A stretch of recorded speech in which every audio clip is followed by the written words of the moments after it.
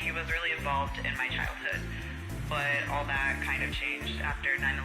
I was kind of alienated from him after that.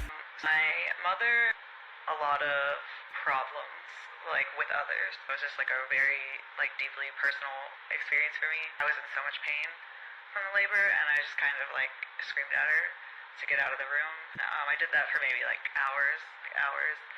I just kept telling the nurse to make her leave, and neither of them listened to me.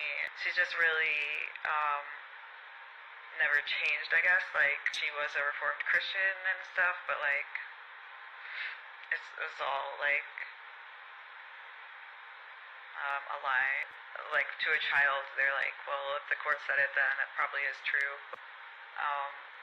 My dad isn't like that. My official acceptance letter from the IRS talking about my business being a 501c3 approved nonprofit organization. I'll cut my hair.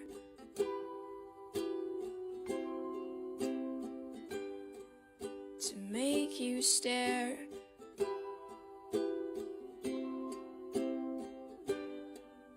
I'll hide my chest and I'll figure out a way to get us out of here.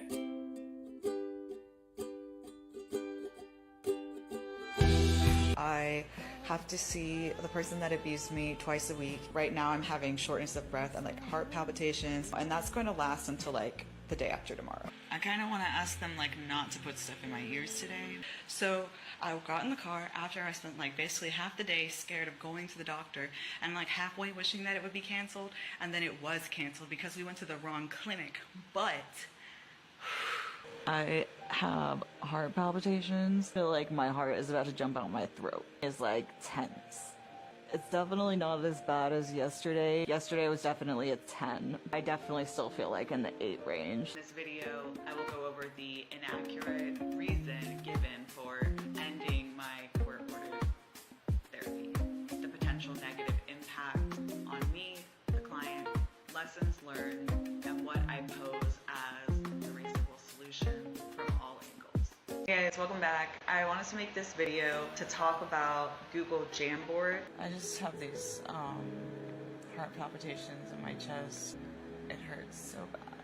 They're in my vagina. And the whole time, just replays memories in my mind of my mother telling me that she needs something and that I'm not thinking of her, that I'm crazy, and everything I've done completely worthless. And then there's Millen's father, and he's saying that I'm a piece of shit, and he's always felt that way, and he always will. The both of them in the court laughing at me, watching me try to defend myself, and it just hurts everywhere. And I don't know why. They don't know why. But all I can say is, where's your child? I'm thinking, didn't they already take enough from me? It hurts so bad. I don't know how you can watch somebody in so much pain and try so hard for so many years, and all you can think of when you look at them is you just want to take more from them. You never give a shit about me unless it had some way of benefiting you.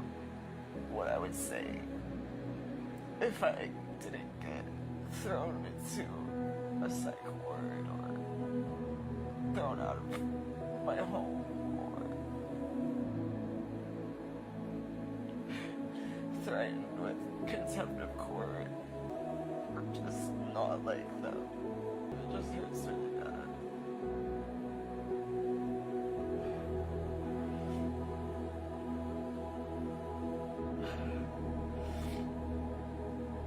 Nearly 60% of people say that just talking about abuse and bullying is the most difficult aspect of coping with it. In a shocking revelation, donating billboard space to nonprofits blatantly defies regulations set by the Federal Election Commission.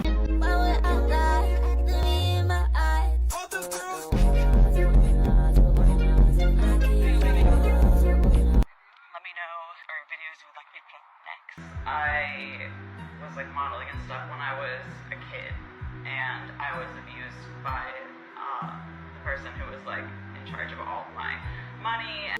I did not commit any crimes that should result in me getting anything taken away or locking me up anywhere. That's a reflection of you, not me.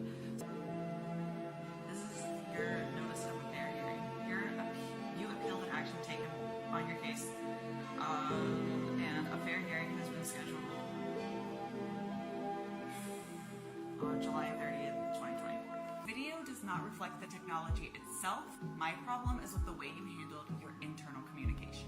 Focus entirely too much on things that have nothing to do with the recovery and repair process. The process took 2 weeks, which is just longer than any claims process I've ever taken. Gateway, you have to get better. Make your customers and their recovery the forefront of your mission. Welcome back. It's mail time. So we have a lot of mail to open. So let's open the mail. The first piece of mail we got is it's just to ask for my literal contact information. I thought this was a check. This is not a funny joke. Next piece of mail is from this is from the place that I submitted my therapy appeal to. So you can see that video on my page. It's literally like how many pages of this? Like literally it's like 6 or 7 pages. This is extensive. The next letter is from the IRS. They changed my mailing address. This mail was boring. This is a letter from this is the last thing. It's a back to school checklist and booklet. This is from my insurance provider. I'm gonna make sure to read this through all these pieces of mail extensively, and I'll get back. My phone glitched there at the end, but that was all the mail that I got. So remember to stay safe out there. Remember to follow me if you're not already. Remember to stay safe out there. Remember to stay safe out there, and I'll see you soon. In my oven, started to do some smoking.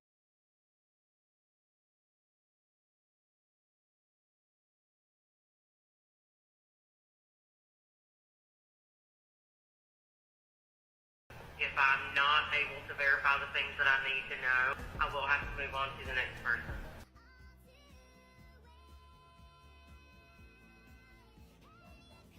Welcome back. It's mail time, so let's open the mail. This is a piece of mail that we got that I wasn't expecting. Finding light in the darkness. The illusion of glamour. The printer ink story. The unseen battle. The troublesome laptop. At the age of 15, Drew Barrymore successfully petitioned emancipation from her parents, citing their neglect, substance abuse, and unstable environment. Breaking the cycle. Lily's heating pad adventure. The unfair university. The price of survival. I only have $77 to my name. So would it be helpful to, well, first of all, correcting the diagnosis in your chart, and then the reason for discharge from, changing it from non-compliant to basically completed the counseling treatment cycle? I'm sad that while I've gotten better, the world hasn't changed. This is Karen calling from the leasing office at Washington Square Apartments. You can go ahead and give your 30 days notice. We will have an apartment available for you in 30 days.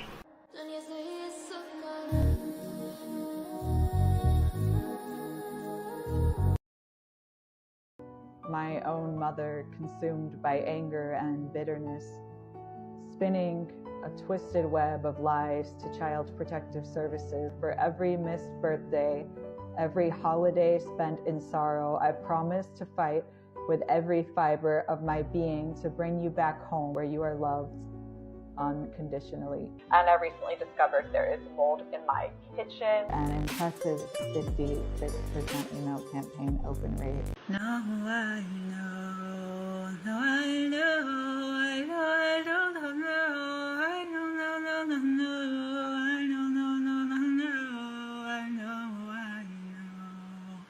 No, I know, I know, I know, I know, no, no, no. The one behind it all. This cold, I'm having out the mood and sleeping in the middle of a summer.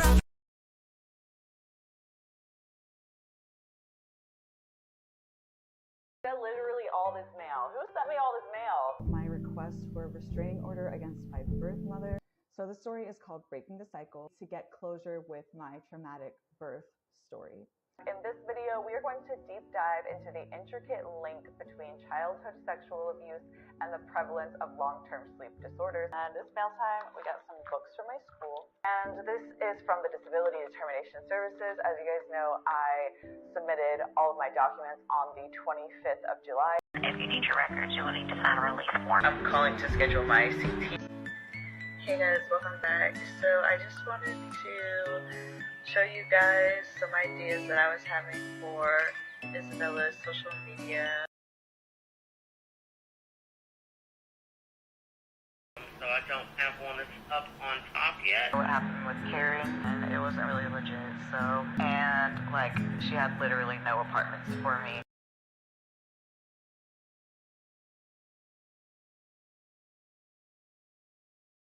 The truth is that I like women and men. I haven't really seen anybody like me since before the Salvation Army. Isn't that terrible? I was like, how do you not know anybody like you?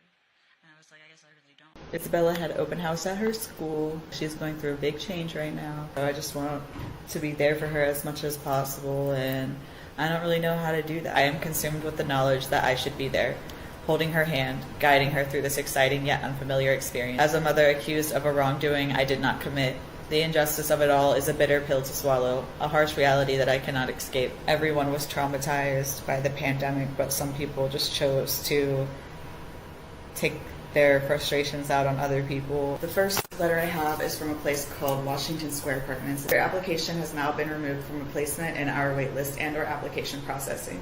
The reason given is due to concern about possible construction nearby. Should your situation change, please reapply at our office. This is called a summer EBT card from the Judicial Inquiry Committee. It sounds like they're honestly trying to avoid punishing the judge. From my property manager: when you moved in, you signed a utility release form. Please sign the attached and return it to the office as soon as possible so we can update your records. According to this information, my apartment's undergoing a massive renovation. Forward to it, but I'm also a little apprehensive because I don't like construction. You have such a bold personality. If somebody inconvenienced you, even by just a line on a page, you would throw a whole fit about it. So expecting other people to kind of bend at your will and not expect them to be the same way is really fucked up. The clothes are folded and all put away. I hate folding the clothes because they make me, my sinuses act up. It just hurts so astronomically. But I'm gonna ask my ear doctor about it when I see her.